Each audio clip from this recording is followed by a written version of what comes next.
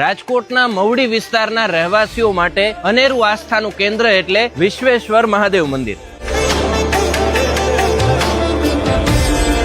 હુબલીના કર્ણાટકના રહેવાસી એવા સબાનંદપુરી બાપુ આજથી 56 વર્ષ પહેલા રાજકોટ પધાર્યા હતા. ત્યારે એમને મંદિરનું સંસ્થાપન કરવા માટે થઈને શરૂઆત કરેલી હતી. ટીપે ટીપે સરોવર ભરાવીને અનેક પ્રકારના પૈસા ભેગા કરી આશરે 80 થી 90 લાખ રૂપિયાના ખર્ચ દ્વારા નવું નિર્માણ મંદિરનું કરવામાં આવ્યું છે. વિસ્તારની અંદર સૌથી મોટું મંદિર મહાદેવનું આ ગણવામાં આવે છે. અહીં ગૌશાળા, નવગ્રહ મંદિર, શનિદેવ મંદિર, હનુમાનજી મંદિર, ગાયત્રી મંદિર, શીતલા માતા મંદિર, ભૈરવ મંદિર, અનેક પ્રકારના મંદિરો આવેલા છે. ઘણા બધા ભક્તો અહીંયા આવી અને પોતાનો આસ્થા, શ્રદ્ધા, વિશ્વાસ પૂર્વકથી ભગવાનની પૂજા પાઠ અસ્થિપૂર્વકથી કરે છે. ખર્ચ ભલે ગમે એટલો પણ થાય, પણ ટ્રસ્ટ મંડળનું કહેવાનું હતું કે જે જ્યોતિર્લિંગ જ્યાં ભારત સમગ્ર વિસ્તારની અંદર બિરાજમાન થયા છે અને જે જ્યોતિર્લિંગના દર્શન અહીંયા આપણને થાય છે એ આબેહૂબ એક ઘુમટની અંદર દર્શાવવામાં આવ્યા છે. એ જ દર્શન તમને જે લાભ તમને ક્યાં જઈને મળે છે એ જ દર્શનનો લાભ અહીં વિશ્વેશ્વર મહાદેવ મંદિરના ઘુમટની અંદર તમને દ્વાદશ જ્યોતિર્લિંગો જોવા મળે છે. દિવસ દરમિયાન મંદિરની સવારે 5 વાગ્યાથી શરૂઆત થાય છે પૂજા પાઠની, જેમાં 10:30 વાગ્યા સુધી ગર્ભગૃહની અંદર પુરુષો ધોતી અને બહેનો સાડી પહેરીને જ નિજ મંદિરને પ્રવેશ કરવા દેવામાં આવે છે.